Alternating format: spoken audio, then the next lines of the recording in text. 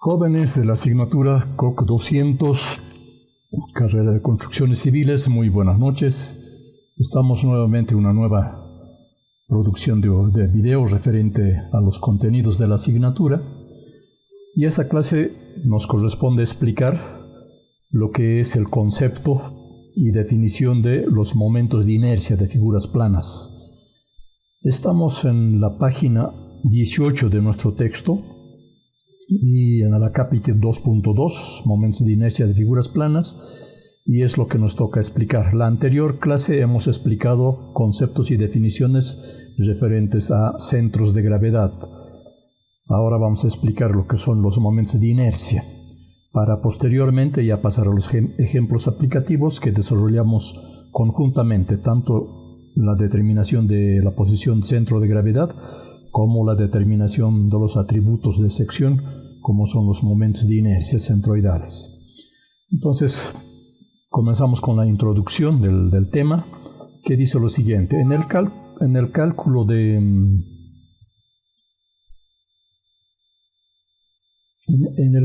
de esfuerzos y deformaciones de un elemento estructural, a menudo es necesario determinar o conocer el momento de inercia de la sección o secciones del elemento estructural en estudio. Su aplicación es indispensable en el diseño de estructuras. Entonces, en esta parte que dice, a menudo es necesario determinar, no está aquí escrito el término correcto. Se tiene bastante frecuencia de utilización, de aplicación, ¿no? Por eso su aplicación es indispensable en el diseño de estructuras. Quiere decir que se aplica con mucha frecuencia. A menudo es necesario determinar. A menudo es equivalente a decir con mucha frecuencia. No está bien ahí escrito el texto. Cuando estemos haciendo la nueva edición del texto vamos a corregirlo.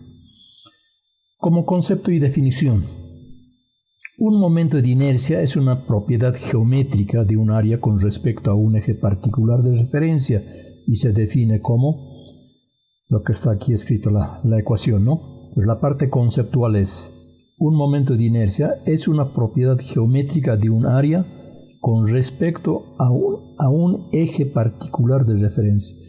No se olviden de citar esta parte, ¿no? Eje particular de referencia. Siempre tiene que estar referido a algo. Lo que vamos a determinar momento de inercia tiene que estar referente a un eje. Si no citamos el eje de referencia, entonces es una información incompleta. Sería ambigua, no sabríamos de qué se trata. Entonces, necesariamente se tiene que citar el eje de referencia. Es clave. ¿Ya? Otro concepto. Debido a que el momento de inercia tiene una definición matemática, no es posible visualizar esa cantidad o magnitud. Ahora, esta parte que está en oscuro, cantidad o magnitud, no es el término apropiado tampoco, porque cantidad es un número, ¿no? Una cantidad, como decir, magnitud, también son como las fuerzas, algo así. Pero esto es un atributo geométrico, entonces es un valor numérico, ¿no? Tiene una definición matemática, es un valor numérico, y a ese valor numérico no sabemos cómo llamarle. Entonces aquí citaba como cantidad o magnitud, pero lo más correcto es decir esto, que es un atributo geométrico. Eso es lo correcto. De la misma manera que como es posible visualizar el centroide de un área, el centro de gravedad de un área se puede graficar y se puede puntualizar, se puede señalar y decir: este es el punto centro de gravedad, o aquí está la ubicación del centro de gravedad. Sin embargo, el momento de inercia centroidal no se puede graficar, no se puede representar gráficamente. Solo es un valor matemático, es un valor, es un atributo geométrico, un valor numérico, digamos, matemático, que es de mucha utilidad, pero no se puede graficar. Sin embargo, dice, el cálculo numérico de esta propiedad geométrica, está citando ahí, propiedad geométrica, es una herramienta muy importante con muchos usos para un área, más bien de muchos usos, ¿no? Para un área de dimensiones y ejes de referencia específicos, el momento de inercia tiene también un valor numérico específico. Aquí está destacando nuevamente los ejes de referencia, ¿no? Depende de estos ejes de referencia. Entonces, para un área de dimensiones y ejes de referencia específicos, dice, el momento de inercia tiene también un valor numérico específico correspondiente a esos ejes. Entonces, por eso es bueno tomar en cuenta lo que es el concepto de eje de referencia. Antes de avanzar, vamos a tomar otra página que la anterior clase presentamos, pero ahora lo vamos a complementar para el concepto de centros, más bien de momentos de inercia. La anterior clase hemos hecho para la parte de centros de gravedad, de figuras planas, de cuerpos y fuerzas. Esa parte hemos explicado ya en la anterior clase. Ahora estamos en momentos de inercia. Entonces dice aquí lo mismo que ya hemos mencionado. En un concepto general, un momento de inercia es una propiedad geométrica de un área con respecto a un eje particular de referencia. Entonces, el eje de referencia es importante, ¿no? Tiene una definición matemática, no visualizable. Está definido por esta expresión matemática, también en función de integrales, ¿no? Hay que aplicar integrales para resolver el problema. Siempre que la figura que estemos tratando sea se puede decir, referentes variables, ¿no? En sus dimensiones. Si es que está definida, es un cuerpo geométrico como el cuadrado, el círculo, el rectángulo, entonces se puede definir directamente, pero si es variable el entorno de la figura, entonces hay que aplicar integrales. Además, tener la ecuación de la línea, ¿no? Bien, son de interés para el estudio de los contenidos del área de estructuras de la carrera, estamos hablando de nuestra asignatura, los referidos a los momentos de inercia centroidales. Está resaltado con negrilla aquí, momentos de inercia centroidales, que se define como aquel momento de inercia respecto de ejes que pasan por el centro de gravedad de la figura objeto de análisis. Esto es importante, la definición. A veces determinamos momentos de inercia, resolvemos, hemos encontrado el resultado incluso correcto, pero cuando hacemos la pregunta, ¿qué es el momento de inercia centroidal? No sabemos responder, o sea que no sabemos de qué estamos hablando, qué estamos tratando. Entonces esto es importante. Momento de inercia respecto de ejes que pasan por el centro de gravedad de la figura objeto de análisis. ¿A qué corresponde eso? Al momento de inercia centroidal. Vamos a ver más adelante en el texto del teorema de Steiner, donde dice momento de inercia respecto de un eje cualquiera. Entonces también es un momento de inercia correspondiente a ese eje. En este caso nosotros estamos hablando con respecto a ejes que pasan por el centro de gravedad de la figura objeto de análisis. Eso es lo que nos interesa en la asignatura, eso es lo que vamos a trabajar y determinar. Entonces, este concepto dice, aplicando la ecuación deducida del teorema de Steiner. Este teorema de Steiner, ahora lo vamos a ver en esta misma clase, en la página 21 del texto. Más adelante vamos a ver esto. Aplicaciones. ¿En qué se aplica tanto el centro de gravedad como momento de inercia? Ya en el tema de la mecánica estructural. Entonces dice, el concepto y definición de centro de gravedad tiene su aplicación en los criterios de equilibrio. Ese es el concepto matriz, ¿no? Equilibrio. Estabilidad de cuerpos. Y cuerpos podemos tomar como las estructuras, como cuerpos, ¿no? Y la ubicación de fuerzas resultantes de cuerpos, cargas, conjunto de fuerzas, etc. Y en el desarrollo de la asignatura, eso es una definición general, ¿no? Entonces, en el desarrollo de la asignatura, en la determinación de momentos de inercia centroidales. Para eso estamos aprendiendo centros de gravedad, para resolver problemas referidos a momentos de inercia centroidales. Entonces, estos momentos de inercia centroidales tiene también su aplicación, ¿no? El concepto y definición de momentos de inercia centroidales tiene su aplicación indispensable en la determinación de esfuerzos y deformaciones en el cálculo de elementos estructurales, en consecuencia de sistemas estructurales. Aquí es plural, dice momentos de inercia centroidales, porque vamos a trabajar respecto de dos ejes, el eje X y el eje Y, entonces por eso es plural aquí. Y también la parte como incongruente es lo siguiente. Estudiamos o aprendemos el concepto de centros de gravedad y momentos de inercia principalmente para determinar esfuerzos y deformaciones. Pero este tema de esfuerzos y deformaciones no es contenido de la asignatura COC 200. Eso hemos explicado también en la anterior clase. Este contenido de esfuerzos y deformaciones es parte del contenido de la asignatura Resistencia de Materiales 1 y lo desarrollan con ejemplos aplicativos en la asignatura Resistencia de Materiales 2. ¿No? Entonces, en esas asignaturas van a ver su aplicación. Aquí enseñamos cómo se determina el momento de inercia, pero lastimosamente no lo aplicamos. Eso por el contenido que tiene cada asignatura, ¿no? Esos contenidos justamente estamos trabajando ahora para poder adecuarlos, para actualizarlos. Son contenidos que nosotros hemos heredado cuando nos hicimos cargo de la asignatura, ya tenía ese contenido y estamos siguiendo el contenido de cada asignatura, ¿no? Esa es la explicación por qué hay esa incongruencia. Sin embargo, tampoco es grave, porque como nos podemos consolar diciendo a buen entendedor no hace falta explicación. Están muy relacionados, no es que es un tema totalmente distinto, están relacionados. Pero yo quiero aclarar eso. En la asignatura no determinamos esfuerzos ni deformaciones. Eso es propio de resistencia de materiales. Bien, con esa explicación y que esto que estamos viendo en esta página auxiliar, que les he enviado ya a la anterior clase, ustedes ya lo tienen esto, entonces estamos explicando nada más. Y volvemos a nuestro texto. Entonces ahora con esos conceptos que hemos explicado, tenemos los ejemplos, ¿no?, de desarrollo.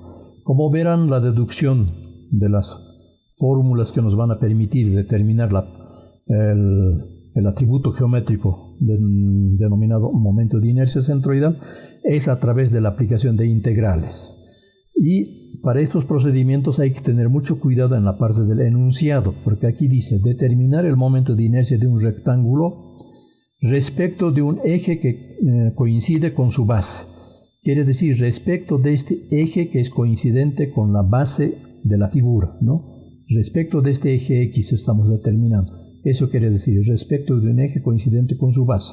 La base de la figura, y ahí hay un eje X. También hay en el extremo izquierdo un eje Y, pero en este caso solamente estamos hablando respecto de X, ¿no? Haciendo el procedimiento, llegamos al resultado, donde dice que el momento de inercia respecto de un eje coincidente con su base es igual a B, que es el ancho, H es la altura, elevado al cubo, dividido entre 3, para un rectángulo. Esto es momento de inercia respecto de su base, ¿no? Entonces, momento de inercia de un rectángulo respecto de su base. Las unidades van a estar en centímetros a la cuarta, puede estar en metros, puede estar en pulgadas, en las unidades que en otros medios utilizan, pero en nuestro medio es el centímetro, lo que determinamos en centímetros elevados a la cuarta. Es importante la parte de las unidades, ¿no? Dice aquí, por analogía, por semejanza, si determinamos el mismo criterio respecto del eje Y, entonces vamos a tener el momento de inercia respecto de Y, que va a ser hb cubo sobre 3. Vean, aquí es h cubo, en cambio aquí es b cubo. ¿Cuál es el parámetro que se eleva al cubo? Como esto es respecto de x, este valor x, este eje de referencia x, entonces la dimensión que es de dirección transversal al eje de referencia, esa es la dimensión que tiene que elevarse al cubo, de que es h al cubo, ¿no es cierto? Si nosotros estamos analizando respecto de y, la dimensión que es transversal al eje de referencia es b, por eso aquí está b elevado al cubo, ¿no? Es similar, tiene mucha similitud, pero aquí es h y aquí es b, ¿no? Entonces esto es respecto de y, de la figura. Entonces eso es lo que tenemos que irnos familiarizando para cada figura geométrica, ¿no? Entonces respecto de la base. Ahora vemos este otro ejemplo, ejemplo 2, que dice lo siguiente: determinar el momento de inercia de un rectángulo respecto a un eje que coincide con su centro de gravedad y paralelo a su base. Es decir, aquí tenemos un eje X que está coincidente con la base de la figura y paralelo a este eje X hay otro eje X aquí que pasa por el centro de gravedad, por eso ya lo denominamos X sub CG, ¿no? Pasa por el centro de gravedad.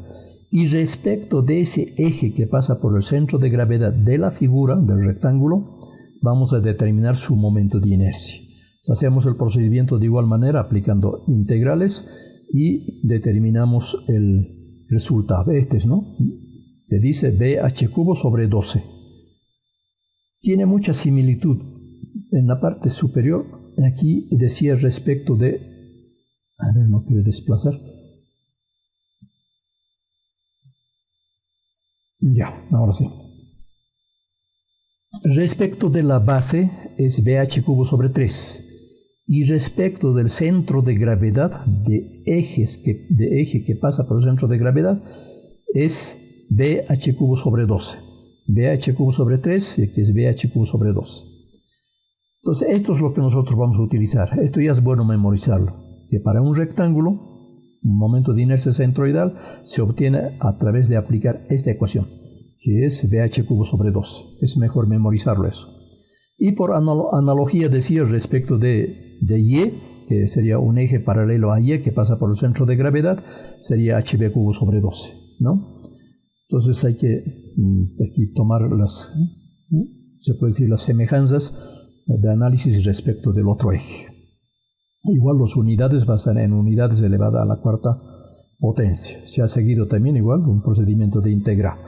Como les decía en la anterior clase, nuestro objetivo no es explicar el procedimiento de aplicación integrales, sino es explicar de dónde vienen estas expresiones, estas fórmulas que nosotros vamos a aplicar. Vamos a hacer uso de estas fórmulas y muchas veces la pregunta es ¿de dónde? ¿Cómo se obtienen estas fórmulas? Es de un procedimiento aplicando integrales, ¿no? Tenemos ahora para el caso de un triángulo. Hemos visto para un rectángulo los dos casos, respecto de su base y respecto de su centro de gravedad, para un rectángulo.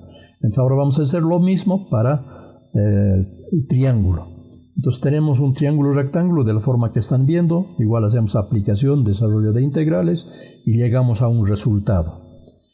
Entonces esto, igual en el enunciado dice, determinar el momento de inercia de un triángulo respecto a un eje coincidente con su base, quiere decir respecto de este eje. Por eso la referencia del eje les decía, ¿cierto? Entonces esto es lo importante. Aquí pide respecto de un eje coincidente con su base. Entonces respecto de este eje X vamos a determinar o estamos determinando este resultado. Y es entonces respecto de este eje X es para un triángulo BH cubo sobre 12. Y si vemos del rectángulo respecto de su centro de gravedad, es exactamente lo mismo, BH cubo sobre 12, BH cubo sobre 12. Pero esto es respecto del centro de gravedad, además para figura rectángulo. En cambio aquí es BH cubos sobre 12 para un triángulo, pero respecto de su base, no del centro de gravedad, sino respecto de la base. Entonces eso es lo que hay que ir diferenciando bien. Como son expresiones semejantes o similares, hay una tendencia a la confusión y a confundir términos. Entonces hay que identificarlos plenamente, cuál corresponde a cuál. Por eso el concepto del eje de referencia es clave para no confundirse. Ya hemos visto respecto de la base para el triángulo y ahora vamos a ver aquí para el mismo triángulo, pero respecto de su centro de gravedad, respecto de un eje X que pasa por el centro de gravedad de la figura, para esa situación.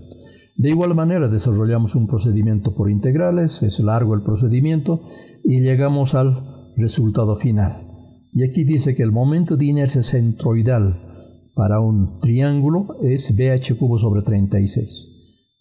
Quiere decir el momento de inercia respecto de este eje X que pasa por el centro de gravedad es esta expresión, BH cubo sobre 36. Momento de inercia de un triángulo con respecto a su centro de gravedad y eje paralelo a su base. Bueno, como hemos explicado antes, quiere decir lo mismo, ¿no es cierto? Entonces esto igual, esta expresión nos va a permitir resolver los momentos de inercia correspondientes a triángulos. Cualquiera sea la forma, vamos a aplicar esta expresión. Esto es una herramienta de trabajo. Esto vamos a utilizar con mucha frecuencia. Y si nosotros quisiéramos determinar respecto de Y, de la misma manera va a ser IYCG igual HB cubo sobre 36. Solamente es dependiendo de qué eje estamos analizando, cambia este parámetro nada más. Aquí es h elevado al cubo, en respecto de y sería b elevado al cubo, y h sería simplemente una dimensión. Unidades elevadas a la cuarta potencia, ¿no? Entonces esto es importante para el triángulo, es herramientas de trabajo, esta expresión. Luego tenemos ejemplos ilustrativos para diferentes figuras, como acá estamos viendo, una figura cualquiera, y aplicamos integrales y determinamos la posición centro de gravedad y los momentos de inercia, ¿no? Respecto de los ejes que está pidiendo aquí. Ubicación, dice que determinar el momento de inercia del área de la figura con respecto al eje X y la ubicación del centro de gravedad. Aquí dice respecto al eje X, está hablando de este eje X, ¿no? Que está en la parte inferior. Y la ubicación del centro de gravedad, que es otro tema, ¿no? Entonces, por eso está aquí el momento de inercia respecto a este eje X y la ubicación del centro de gravedad. A partir de X, ¿a qué distancia está el centro de gravedad? Dice aquí 9.6. Si Y es 16, ¿no? B o X es 4 y Y es 16. Y tenemos otra figura aquí, la misma figura más bien, pero ya analizada respecto de Y, ¿no? Respecto de Y se está haciendo el análisis, está aplicando integrales y tenemos igual los resultados, ¿no?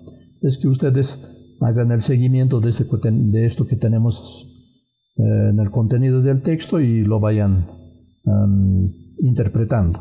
Ustedes ya han vencido cálculo 1, entonces estos procedimientos de integrales lo pueden deducir, lo pueden entender. El objetivo no es enseñar integrales, sino la aplicación de las propiedades geométricas obtenidas a través de la aplicación de integrales, ¿no? Igual aquí tenemos otro ejemplo, igual aplicativo. Y esta figura sí es otra figura que utilizamos. Deben recordar ustedes que en la anterior clase para centros de gravedad y se menciona 6 figuras para las cuales deberíamos saber la posición de su centro de gravedad. En este caso vamos a mencionar las mismas figuras, pero referidos a momentos de inercia. Entonces, en la obtención de momentos de inercia, aquí se está mostrando un procedimiento de obtención de la fórmula correspondiente al círculo, ¿no? Y aquí dice, determinar el momento de inercia de un círculo con respecto a un eje que pasa por su centro de gravedad. Entonces, está hablando aquí de un momento de inercia centroidal, ¿no? Entonces, aquí obedece a una integral doble. Les decía en la anterior clase, ustedes, paralelo a la materia, en este semestre, van a llevar cálculo 2. Entonces, una vez que terminen cálculo 2, o venzan, aprueben, entonces ya van a poder interpretar estos procedimientos de integrales dobles, ¿no? Entonces, haciendo ese procedimiento, obtenemos el resultado en función radio. Entonces, el momento de inercia centroidal para un círculo es igual a radio elevado a la cuarta potencia multiplicado por pi dividido entre 4. Usualmente decimos pi por r a la cuarta sobre 4, ¿no? Esto es en función radio. Si utilizamos función diámetro sería esta otra expresión. Es cualquiera de las dos que quieran usar. Generalmente en los ejercicios vamos a utilizar función radio para todos los casos. Tenemos otro ejemplo que también es de aplicación, el semicírculo, pero en este caso no es respecto del centro de gravedad, sino es respecto de la base, ¿no? Entonces, respecto de la base para un semicírculo igual se aplica integrales dobles y se llega a la expresión que vamos a utilizar, ¿no? El momento de inercia respecto de la base es pi por r a la cuarta sobre 8. Es respecto de la base, repito, esto no es momento de inercia centroidal, sino es momento de inercia respecto de este eje X que pasa coincidente con la base de la figura. De eso estamos hablando, ¿no? Esto es en función radio y esto es en función diámetro. Así tenemos explicado, hemos introducido bibliografía referente aquí para que sepan de dónde vienen estas formulitas, cómo se han obtenido, ¿no? Y más que todo, digamos, un referente de bibliografía. Aquí no está dibujado el esquemita, pero corresponde a un cuarto de circunferencia, ¿no? A una figura como esta. Este es el cuarto de circunferencia. Para esa figura es el planteamiento, igual es un planteamiento doble integral y llegamos al resultado en función radio. Es pi por r a la cuarta sobre 16. Ese es el resultado respecto de la base, ¿no? No es centroidal, sino respecto de la base, de ejes que pasan por la base de la figura o coincidentes con la base de la figura. Ahora sí tenemos los 6 esquemitas que hemos mostrado también para centros de gravedad. Pueden ver en la pantalla las 6 figuras que hemos mencionado para obtener centros de gravedad. Aquí también estamos mostrando para obtener momentos de inercia, las mismas figuras, pero en este caso ya es para obtener los momentos de inercia centroidales. Quiere decir, momentos de inercia respecto de ejes que pasan por el centro de gravedad de la figura. Eso es este eje X que pasa por el centro de gravedad y este eje Y que pasa por el centro de gravedad de la figura. Y respecto de esos ejes son estas expresiones matemáticas que nos permiten determinar el momento de inercia centroidal de la figura respecto del eje. Por eso el concepto de definición respecto de qué eje es clave, es importante. Sin esa definición no se sabría de qué eje, a qué eje corresponde el análisis, ¿no? Entonces, para el rectángulo, respecto de un eje que pasa por el centro de gravedad, el momento de inercia centroidal es BH³ sobre 12, donde B es el ancho de la figura, como estamos observando aquí, respecto de los ejes horizontales X, eje vertical Y, ¿no? En esa posición, BH³ sobre 12, ¿no? B es el ancho, H es la altura y dividido entre 12. Eso ya hemos visto en la parte de obtención, ¿no es cierto? A través de las integrales. Entonces aquí nada más ya lo estamos replicando y estamos especificando respecto del eje X. Si tenemos o si necesitamos determinar el momento de inercia centroidal respecto de Y, aplicaremos esta otra fórmula. Entonces dice que es HB³ sobre 12. Aquí es BH³, aquí es HB³. Nada más se eleva al cubo la dimensión que es de dirección transversal al eje de referencia. Es el eje de referencia. La dimensión transversal es B. Entonces eso es lo que está elevado al cubo. En este caso, el eje de referencia es X. Entonces la dimensión transversal es H. Entonces eso es lo que está elevado al cubo. Eso va a ser en todos los casos, ¿no? Ese referente. Bien, ya hemos explicado para el rectángulo, ahora pasamos para el triángulo, ¿no?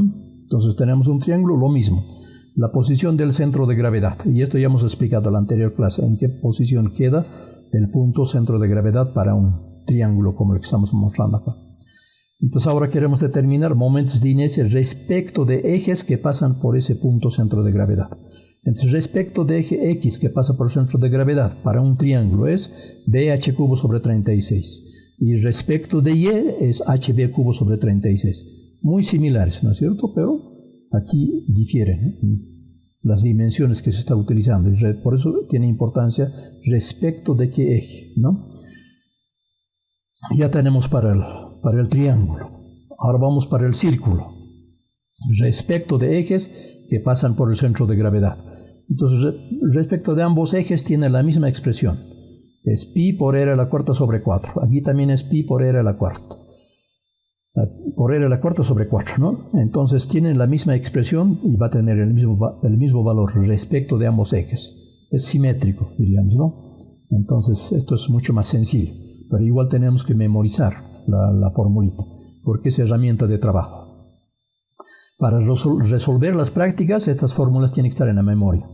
Y les decía, cuando estábamos viendo este mismo caso para centros de gravedad, si la ayuda si la memoria no ayuda, entonces es sacar una fotocopia de esta página y tenerla a la mano, ¿no? Para la parte procedimental, porque es herramienta de trabajo. Siempre que queramos resolver un problema vamos a recurrir a estos indicadores, entonces es importante tenerlo en memoria. Tenemos el semicírculo, ¿no? Alineado su base sobre el eje X. Pero en este caso estamos determinando momentos de inercia respecto de ejes que pasan por el centro de gravedad de la figura. Este es el punto centro de gravedad. Las distancias a las que se encuentran ya hemos explicado en la anterior clase, ¿no? Las distancias a las que se encuentra el punto centro de gravedad. Entonces, los momentos de inercia respecto de este eje X que pasa por el centro de gravedad para un semicírculo es 0.11 por r a la cuarta. Y respecto de Y que pasa por el centro de gravedad, el momento de inercia centroidal para un semicírculo es pi por r a la cuarta sobre 8. Pi por r a la cuarta sobre 8, ¿no? Entonces, distinto. Aquí es en función pi y aquí ya está solamente sobre un valor que calificamos constante. Y quiero también resaltar que este 0,11 es un valor redondeado al segundo decimal. Enseguida, páginas más adelante, vamos a ver el valor exacto de esta cifra.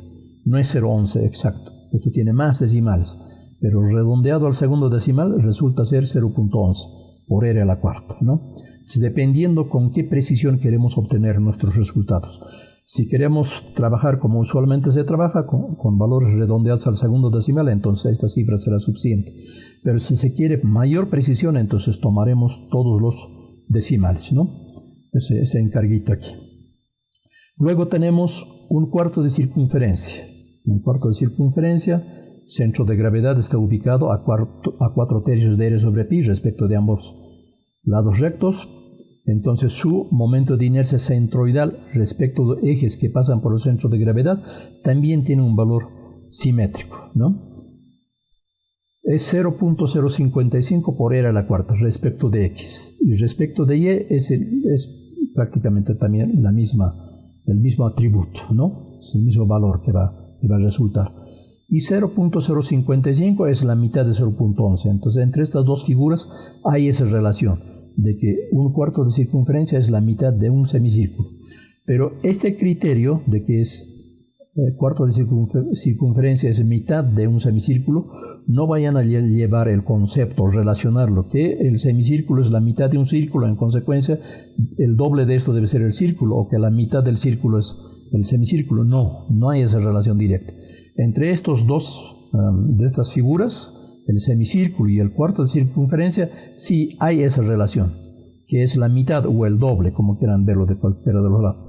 Pero con el círculo no, el círculo tiene su propia expresión. Luego tenemos también el tímpano radial, que les decía esta figurita, que ya tenemos la posición de su centro de gravedad, y respecto de ejes que pasan por ese centro de gravedad, los momentos de inercia centroidales respecto de x, ¿sí? Es 0.0075 por r a la cuarta.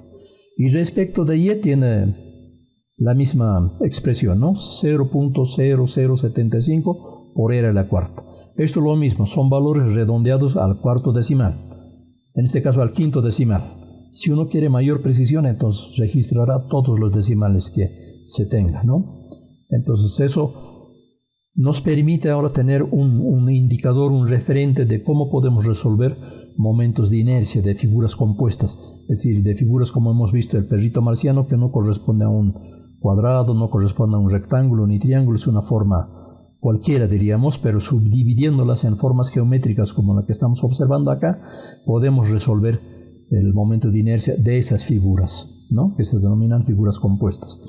Entonces ese es el objeto de esta información que tenemos. Es importante esto, porque en función a esto vamos a trabajar toda la parte práctica de obtención de momentos de inercia. Luego tenemos aquí un teorema, un concepto teórico importante, y aquí es el teorema de los ejes paralelos, o conocido también como el teorema de Steiner. Es el autor de esta teoría, y dice lo siguiente. Steiner dice, ¿no? Dice que el momento de inercia de un área respecto a un eje cualquiera es igual al momento de inercia respecto a un eje paralelo que pasa por el centro de gravedad, más el producto del área por el cuadrado de la distancia entre los dos ejes. Todo lo que está resaltado aquí en amarillo es importante, eso define, está describiendo esta ecuación. Esta es la ecuación de Steiner, lo que estamos hablando aquí. Dice: el momento de inercia de un área respecto a un eje cualquiera. Ese eje cualquiera es este eje X y este eje Y. Entonces aquí está escrito esta ecuación respecto de X y esta otra ecuación respecto de Y. Explicaremos primero respecto de X, ¿no? Respecto de este eje X. Este eje X cualquiera puede estar en cualquier posición. A eso llama un eje cualquiera. Aquí es igual. Entonces Steiner dice, es igual al momento de inercia respecto a un eje paralelo que pasa por el centro de gravedad. Si este eje X es paralelo a X, pero pasa por el centro de gravedad, entonces respecto de ese eje estamos hablando del momento de inercia centroidal. Momento de inercia respecto a un eje paralelo que pasa por el centro de gravedad. Estamos hablando de este momento de inercia. Este momento de inercia respecto de ejes que pasan por el centro de gravedad. En este caso, respecto de eje X, ¿no? Este es el momento de inercia centroidal. Luego dice más. Este más es este signo más. Este más. El producto, dice el producto es A por Y sub 1 elevado al cuadrado. Lo que está en paréntesis, estamos elevado al cuadrado, a eso estamos multiplicando al área, ¿no? Entonces dice más el producto, ¿no? Es multiplicación, producto. Del área, el área, por el cuadrado de la distancia entre los dos ejes, ¿no? El cuadrado de la distancia entre los dos ejes. Entonces, y sub 1 es esto, ¿no? La distancia entre los dos ejes. El eje cualquiera de referencia y el eje X que pasa por el centro de gravedad. Eso es este Y, es elevado al cuadrado. Entonces, esta es la ecuación de Steiner. Entonces, esto dice que es el momento de inercia respecto de un eje cualquiera, que lo ha denominado este eje X. Esto es. Y ahora respecto de ella tiene similitud, ¿no? Pues idéntico diríamos solamente respecto del otro plano o del otro eje. Entonces IY en lugar de IX es IY, que es decir, momento de inercia respecto de este eje Y. Hasta el lado izquierdo de la figura. Es igual al momento de inercia respecto de un eje que pasa por el centro de gravedad de la figura. Eso es esto. Más el producto, ¿no? Del área por la distancia al centro de gravedad. El área va a ser el mismo, común. X sub 1 es esa distancia de Y al centro de gravedad. Eso es X. Eso elevado al cuadrado, igual que esto, ¿no? Y aquí está explicando cada uno de los componentes de la ecuación. Entonces, esto es la ecuación de Steiner. Y aquí que dice para la superficie de la figura, explica esto, se refiere a esta figura, ¿no? A esta figura. De eso hablo. Pero la definición, lo que es el teorema es el momento de inercia de un área respecto a un eje cualquiera es igual al momento de inercia respecto a un eje paralelo que pasa por el centro de gravedad más el producto del área por el cuadrado de la distancia entre los dos ejes. Punto. Ese es el concepto matriz. Luego estos son complementos, ¿no? Es esto que está resaltado en color amarillo. Eso es lo que define lo que es el momento de inercia respecto de un eje cualquiera. Eso es el teorema de Steiner. Ahora, nosotros no vamos a utilizar esto propiamente, sino nosotros vamos a utilizar la ecuación deducida de la ecuación de Steiner. De esta misma ecuación se deduce esta ecuación. Vean, esta expresión, que es el segundo término en esta parte, pasa al otro lado de la ecuación con signo cambiado. Entonces tenemos IXG, mayúscula, es el momento de inercia centroidal, ya de una figura total, es igual a este momento de inercia que es respecto de este eje, menos, y ya no es más, menos el producto del área por la distancia, ¿no? Vamos a tener esta misma distancia, pero para la figura total, elevada al cuadrado. Similar, solamente esto ha pasado al otro lado de la ecuación. Entonces, esto es lo que nos interesa a nosotros. Esto es respecto de un eje cualquiera. En cambio, esto es respecto de ejes que pasan por el centro de gravedad, ¿no? Si esta figura fuera el total de figuras, entonces sería respecto de este eje, ¿no? Pero como este está hablando para una figura nada más, si asumimos que puede haber más figuras acá, del total de las figuras, así como hemos visto del perrito marciano, del total es esto, ¿no? El área y también esta distancia, que tiene estas distancias al centro de gravedad resultante. Entonces de eso estamos hablando. Y por analogía, respecto de Y, tenemos igual, esto pasa al otro lado de la ecuación con signo negativo y tenemos esta expresión. Entonces, estas son las que vamos a utilizar nosotros en la asignatura. Entonces, propiamente no utilizamos la ecuación de Steiner, sino utilizamos la ecuación deducida de la ecuación de Steiner. Es distinto, ¿no? Aplicar la ecuación de Steiner a aplicar la ecuación deducida de la ecuación de Steiner. Eso es lo más correcto, ¿ya? Esto es lo que vamos a aplicar. Esto es lo que se tiene que memorizar. Sin embargo, no quiere decir que esto dejemos al olvido, porque esto también vamos a aplicar, esto vamos a determinar también esto para poder en algunos casos resolver algunos problemas.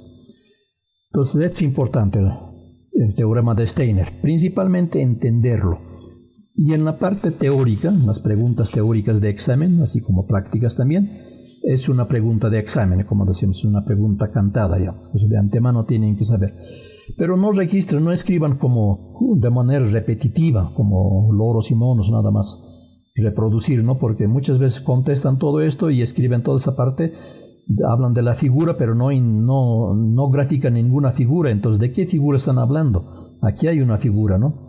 Entonces, si no van a introducir figura, entonces mejor esta parte no lo mencionen, solamente la parte que está resaltada en amarillo. Ese es el concepto matriz, diríamos, del teorema, ¿no?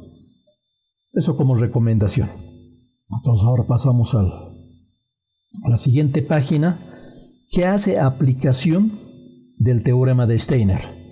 En las páginas anteriores hemos visto deducidas estas ecuaciones o estas fórmulas aplicando procedimiento de integrales. Y aquí van a ver que no aplicamos integrales, sino la ecuación de Steiner, lo que dice estas ecuaciones, ¿no? El principio de Steiner, su teorema, aplicamos y resolvemos, como decimos, en 2 patadas, más pronto, ¿no? Más rápido. Van a ver ustedes, pueden chequear en el texto, el caso del triángulo, que más o menos ocupa una media página su desarrollo a través de la aplicación de integrales.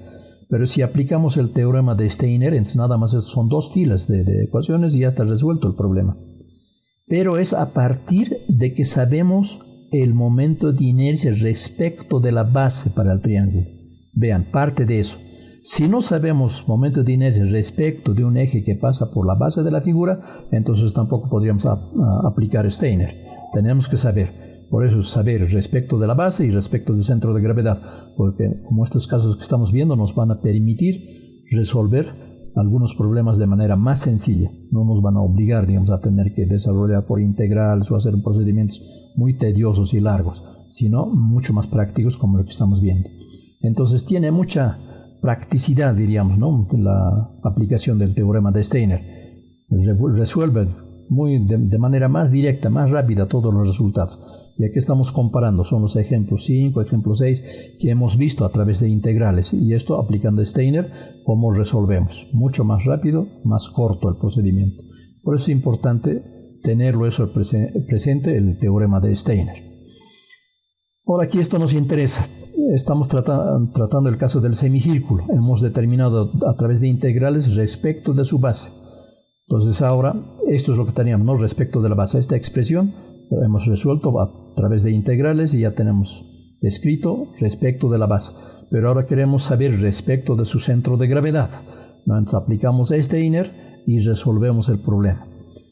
Entonces llegamos a este resultado. Es un valor con muchos decimales, ¿no?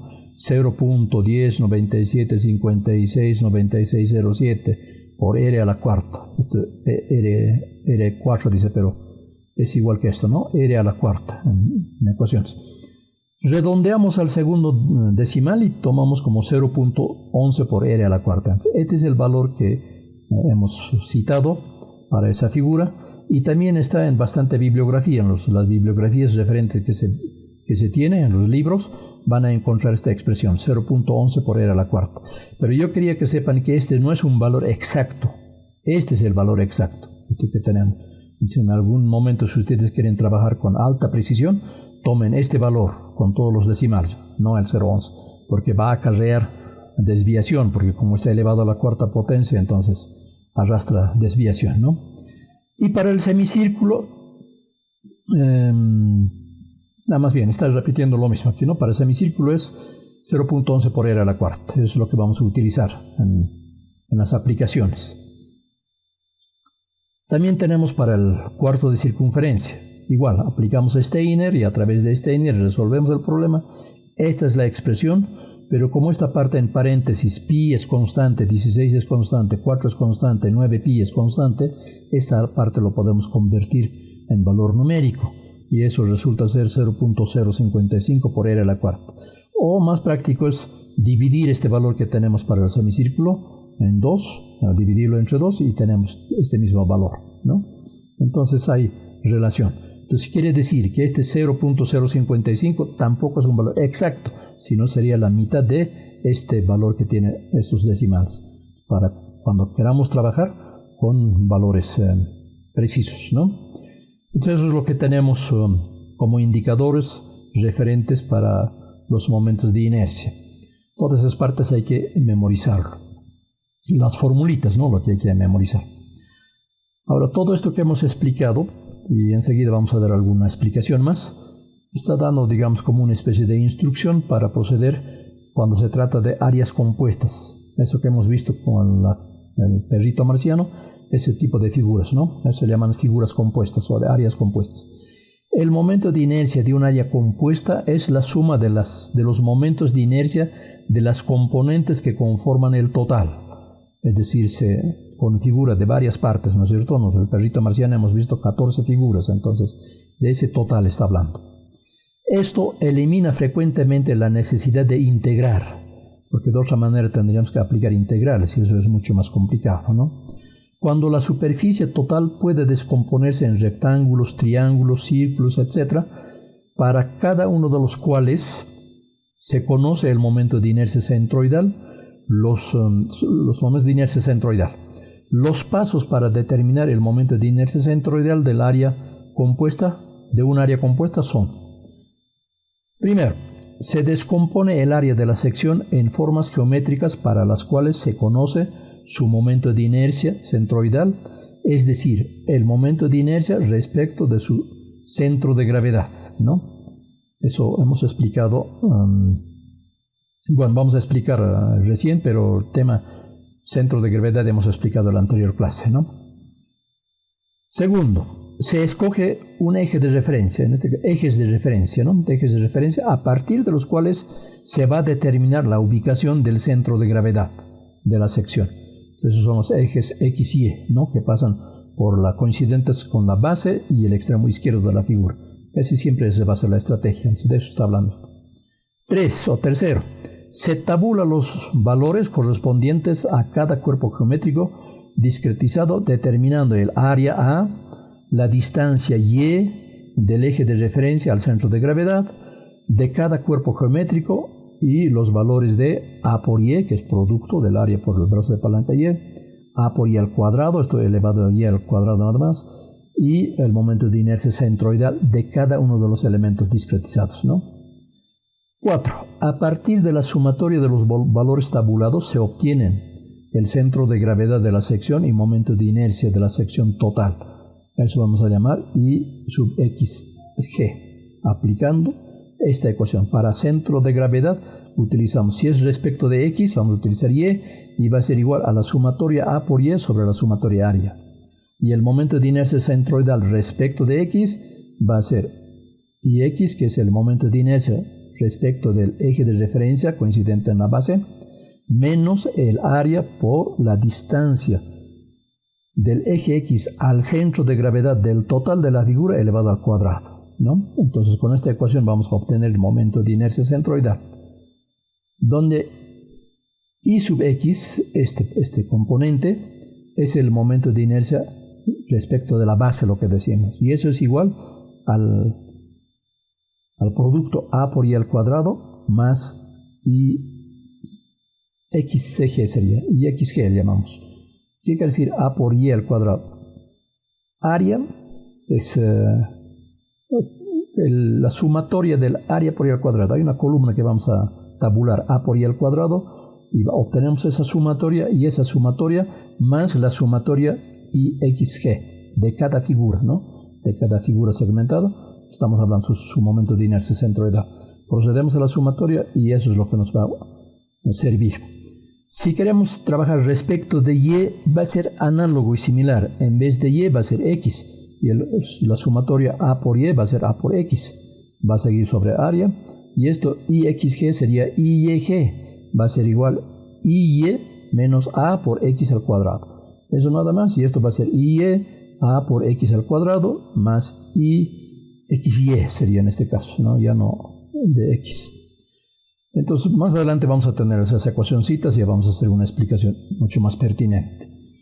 Entonces, visto hasta ahí, en realidad el avance de hoy es hasta aquí. Desde la página 18, que está el encabezado del tema momentos de inercia, hasta esta página 22. Toda esa parte quiero que lo vean en detalle, que hagan el seguimiento del texto, lo lean primero y luego entren a la comprensión, al entendimiento de lo que se está exponiendo, más la hojita adicional que hemos adjuntado, ¿no es cierto?, sobre conceptos y definiciones. Entonces, eso es lo que hay que trabajar. Como nos queda un poquito de tiempo para aminorar tiempo de la siguiente clase, que es larga, la siguiente clase vamos a desarrollar un ejemplo, entonces va a ser larga la clase, entonces para que no sea muy larga y pesada, explicaremos en lo que podemos una parte de lo que vamos a hacer a lo largo de este primer módulo. Tenemos aquí una figura geométrica, es una sección I con capiteles. Generalmente esta sección se aplica por ejemplo, las pasarelas o puentes de hormigón pretensado.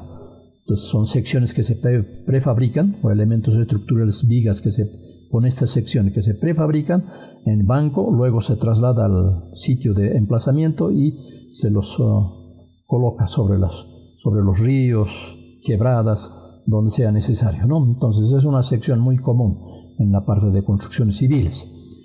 Entonces, si este es el caso, ¿cómo se hace el procedimiento? Ya vemos nuestra tablita de procedimiento. Esto solamente está preparado para el respecto de un eje, nada más respecto de X en este caso.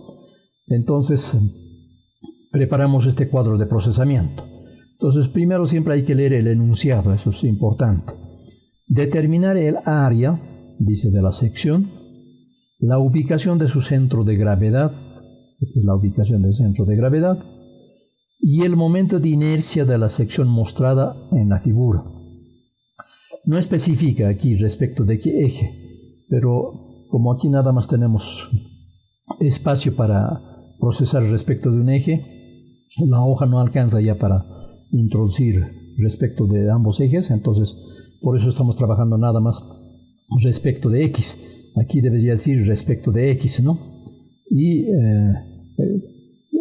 quiere, digamos, el momento de inercia centroidal respecto de un eje paralelo que pasa por el centro de gravedad. Pero para eso tenemos que procesar respecto de un eje que pasa por la base de la figura. Entonces, eso es el procedimiento. En una primera instancia vamos a construir este cuadro de procesamiento y tenemos la primera columna, que es el registro de la codificación de la figura. La figura hemos subdividido en partes, aquí en 7 partes, y a cada una de las partes hemos enumerado, le hemos dado un código que sería 1, 2, 3, 4, 5, 6, 7 figuras. Entonces tenemos 7 filas de procesamiento. Y cada una de esas enumeraciones, que está por número, está acompañado de la forma de la figura. Ven, el 1 es un rectángulo y está ahí, aunque es muy alargada, pero está diciendo que es un rectángulo. El 2 es un capitel y está ahí mostrando el capitel, la orientación y la forma que tiene. El 3 es hacia la derecha, también es un capitel, pero hacia la derecha orientada, está acompañando la figura. El 4 es un rectángulo, ¿no? Entonces aquí está registrando, porque la celda no da para más, entonces se ha vuelto como achatada, pero es un rectángulo de mayor longitud, ¿no? El 5 es un capitel también, es un triángulo, y ahí está expresando el triángulo. 6 también es un triángulo, y ahí está expresando. Estas escamitas se han deformado, estaban con mayor aproximación en las primeras ediciones, pero conforme pasamos de edición a edición, se va cambiando, se va deformando. Pero se puede entender, ¿no? Y el 7 es un rectángulo, entonces estamos registrando. Eso ayuda mucho para la identificación. Cuando tenemos registrado las figuras y la codificación números, entonces el número más la figura podemos identificar más fácilmente, digamos, la figura, ¿no? En una segunda columna registramos las dimensiones en horizontal, lo que es la dimensión horizontal. Eso lo llamamos B, ¿no? En dirección X. Y en la siguiente columna, en H, registramos las dimensiones verticales, ¿no? En dirección Y. Entonces, 2 columnas. Para el primer elemento tenemos aquí 8, está aquí anotado que sería 8, y la altura es 4 para el primer elemento, ¿no? Para el rectángulo. Para el segundo elemento, dice que la dimensión horizontal aquí es 2 y la vertical es 4. Ahí está 4. El tercer elemento igual, ¿no? La dimensión horizontal 2 y la vertical 4. Ahí está. Y el elemento 4, contamos aquí, esta dimensión es 10, aquí hay 4 y aquí hay otros 4, serían 18. Entonces en la vertical está registrando 18 y en el ancho, en la dimensión B, 4. Entonces ahí estamos con 4, ¿no? El elemento 5, en la dimensión horizontal 6, ahí tenemos 6. En la dimensión vertical 4. es una dimensión vertical, 4. La dimensión, el elemento 6 más bien, es igual que el 5, ¿no? En dimensión horizontal 6, tenemos ahí 6, y en dimensión vertical 4, tenemos ahí 4. El elemento 7 finalmente, dimensión horizontal está acotado aquí, 16, y en vertical 4, estamos registrando. Entonces determinar área es, en rectángulo es base por altura y de triángulo base por altura entre 2, ¿no? Aplicamos ese tratamiento y tenemos las áreas de cada una de las figuras. Estas columnas, factor de forma y cantidad, es opcional. En otros ejemplos vamos a ver la funcionalidad, la utilidad más bien de estas columnas. Muchas veces se puede requerir un factor de forma para tener referencia y otros casos la cantidad. Por ejemplo, aquí 2 y 3 son semejantes respecto de X, no respecto de este eje que está en la base. El elemento 2 y el elemento 3 están a la misma ubicación respecto de X. Y también el elemento 5 y 6 están a la misma ubicación respecto de X. Entonces, en esos casos se puede en una sola fila introducir los dos elementos. Serviría. Entonces para eso se introduce esta columna cantidad. Pero en este caso estamos procediendo todo individualmente para una sola figura. Entonces no amerita, no es necesario porque todo es uno. Entonces no tiene razón de ser. El factor de forma. En este factor de forma muchas veces se introduce el valor de pi, por ejemplo, cuando estamos con figuras geométricas circulares, entonces el valor de pi o otros valores que sean necesarios. Entonces ese es lo que denominamos factor de forma. También aquí es utilidad introducir el signo, ¿no? Que a veces hay que deducir, entonces se figura el signo para que sea factor multiplicador para todo el cuadro de procesamiento. Lo importante es aquí que obtenemos las superficies de cada cuerpo geométrico y finalmente vamos a proceder a la sumatoria. Y este es el dato que nos va a interesar, ¿no? Luego registramos los valores de Y, los brazos de palanca. Esto ya hemos explicado en la anterior clase para centro de gravedad, ¿no es cierto? Respecto de la base, que es el eje X, respecto de ese eje X medimos la distancia al centro de gravedad de cada elemento. Elemento 1, por ejemplo, ¿no es cierto? Para el elemento 1, hasta su base, ¿qué tenemos? 4 más 18, tenemos 22 hasta esta base. La mitad de 4 es 2, entonces su centro de gravedad está a 24 centímetros de X, ¿no? De X al centro de gravedad del elemento 1 hay 24 centímetros. Eso la anterior clase hemos explicado en las figuras del perrito marciano, utilizamos ese mismo concepto y tabulamos los brazos de palanca respecto de X. Luego que hemos tabulado sus valores, aquí estamos trabajando con 4 decimales para tener una cierta precisión. Procedemos al producto, ¿no? A multiplicar esta columna, valores A del área por ese brazo de palanca Y. Es nada más una columna operativa, producto nada más. Y obtenemos estos resultados. Volvemos a multiplicar por Y, porque es Y al cuadrado. Tenemos área por Y, otra vez por Y, y esa es esta columna, ¿no? A por Y al cuadrado. Entonces tabulamos también estos valores para obtener sus sumatorios. Vamos a obtener sumatorios.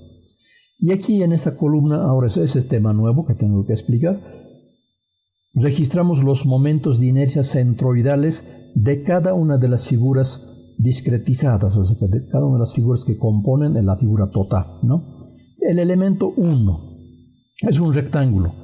Entonces, para un rectángulo es BH cubo sobre 12, para un rectángulo, ¿no? Entonces va a ser B, 8 por 4 elevado al cubo dividido entre 12. Entonces nos va a dar este valor. Eso es BH cubo sobre 12, para un rectángulo. El 2 es un triángulo. Entonces, para un triángulo la fórmula es BH cubo sobre 36. Entonces, eso nos va a dar este valor, que va a ser 2 por 4 elevado al cubo, todo eso dividido entre 36, y nos va a dar 3.55, lo que estamos viendo aquí, esta cifra. El 3 va a ser exactamente lo mismo, porque es h cubo sobre 36, b es 2, h es 4, elevado al cubo, dividido entre 36. Entonces nos da el mismo valor, ¿no? El elemento 4 también es un rectángulo, entonces bh cubo sobre 12. b es 4 por 18 elevado al cubo y todo eso dividido sobre 12. Entonces nos va a dar esto, ¿no? 1944. Luego el elemento 5 es un triángulo. Su fórmula también es BH cubo sobre 36. Va a ser 6 por 4 elevado al cubo, todo eso dividido sobre 36. Y nos va a dar 10.666 infinito. El elemento 6 es lo mismo que el elemento 5. Va a ser BH cubo sobre 36. 6 por 4 elevado al cubo, todo eso dividido sobre 36 y nos da la misma cantidad, ¿no? El mismo atributo, el mismo valor numérico. Finalmente el 7 es un rectángulo, entonces BH cubo sobre 12. B es 16 por 4 elevado al cubo, todo eso dividido entre 12 y nos va a dar 85.333. Entonces ya tenemos tabulados aquí los momentos de inercia centroidales para cada figura, ¿no? Estos momentos de inercia centroidal para cada figura, ¿no? Para cada figura geométrica. Entonces procedemos a la sumatoria y tenemos estas sumatorias. A partir de estas sumatorias es lo que vamos a obtener los resultados que estamos buscando. Queremos determinar la posición centro de gravedad, es decir, el centro de gravedad respecto del eje X, que es el eje de referencia. ¿A qué distancia está el centro de gravedad? Entonces, para resolver ese problema, tenemos Y centro de gravedad, que es igual a la sumatoria de A por Y. Esta es la columna A por Y, esta sumatoria, ¿no? Esto dividido sobre la sumatoria área, esta es la sumatoria área. Entonces, vean, reemplazamos esos valores acá, operamos y obtenemos 10.63 centímetros. Esa es la posición del centro de gravedad respecto de X, que es coincidente con su base. A esa distancia está 10.63, a esa distancia está el centro de gravedad de la figura total, ¿no? Ya tenemos ahí. Ahora esto es un valor registrado aquí, redondeado al segundo decimal. No es este el valor exacto, ¿no? Aquí tiene más decimales que no estamos considerando. Está redondeado al segundo decimal, dependiendo del grado de precisión con el que se quiera trabajar para tomar los decimales, ¿no? Generalmente en resultados finales, como son estos resultados finales, obtenemos resultados redondeados al segundo decimal.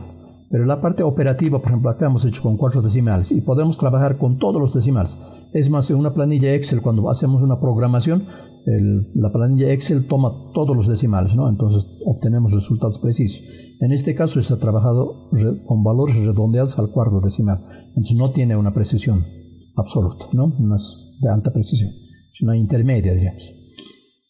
Luego, para obtener el momento de inercia respecto de este eje X que pasa por la base, eso es IX, eso es igual a la sumatoria de los momentos de inercia centroidales parciales, que es esta columna. Estos son la sumatoria de momentos de inercia parciales, más la sumatoria de la columna A por I al cuadrado, es A por I al cuadrado, esto.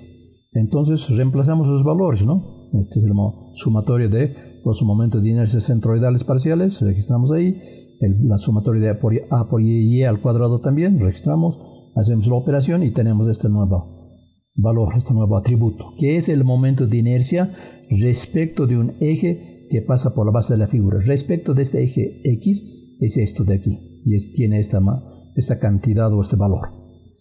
Ahora sí, en función a eso vamos a determinar el momento de inercia centroidal, es decir, el momento de inercia respecto de este eje X que pasa por el centro de gravedad. Respecto de ese eje estamos obteniendo, eso es esto. Entonces, IXG, igual, IX es esto que hemos anotado acá, momento de inercia respecto a la base, menos la sumatoria A, es esto de aquí, por Y sub CG elevado al cuadrado, este Y sub CG, esto que hemos obtenido de la ubicación de la resultante de la posición del centro de gravedad elevado al cuadrado. Entonces reemplazamos valores, ¿no? Este valor IX viene acá, lo registramos ahí, signo menos el área, que es 200, registramos, y eso producto con Y sub CG, que es 10.63 elevado al cuadrado. Operamos y obtenemos esto, ¿no? 14.470.97. Aquí registra como .97, pero en realidad es un error de lapsus aquí de notación, es 79. Se ha dado la vuelta a los números. Pero si ustedes operan, entonces van a obtener 14.470.79. Eso con este valor. Ahora, si ustedes trabajan con todos los decimales aquí, Entonces aquí también va a tener sus variantes, ¿no? Eso es dependiendo con qué cantidad de decimales queremos trabajar y con qué grado de precisión queremos obtener nuestros resultados. Eso es importante, ¿no? Entonces hemos trabajado aquí respecto de X nada más, respecto de X. De la misma forma, de forma análoga, trabajaríamos respecto de Y, respecto de un eje Y que estaría emplazada en el extremo izquierdo de la figura, y a través de ese eje Y hacemos el mismo tratamiento, pero ya en la dirección X, ¿no? En la dirección horizontal, y hacemos el mismo procedimiento. En la siguiente clase, que va a ser ya aplicativa, va a ser ejemplo, justamente el perrito marciano vamos a desarrollar a su plenitud, tanto momentos de inercia respecto de X y de Y. Entonces va a ser importante esa explicación, porque a partir de eso, si ya ustedes lo entienden esa figura, ya los otros lo van a entender con mayor facilidad. Entonces eso es lo que vamos a hacer la siguiente clase. He querido aprovechar el tiempito que teníamos para explicar el procedimiento. Y ustedes también tengan, ¿no?, a la mano, por ejemplo, este cuadro de procesamiento para que lo comparen con lo que vamos a explicar en la siguiente clase. Les voy a enviar, ¿no?, junto a esta clase el adjunto, digamos, no en esta clase, más bien en la siguiente clase, un ejemplo adjunto para que tengan también a la mano. Lo pueden ustedes ya obtener, pero les voy a mandar adjunto. Eso por ahora, jóvenes. Entonces quedamos ahí. Yo espero que ustedes hagan el seguimiento al desarrollo de la clase, principalmente como obligatorio hasta esta página, hasta el 22.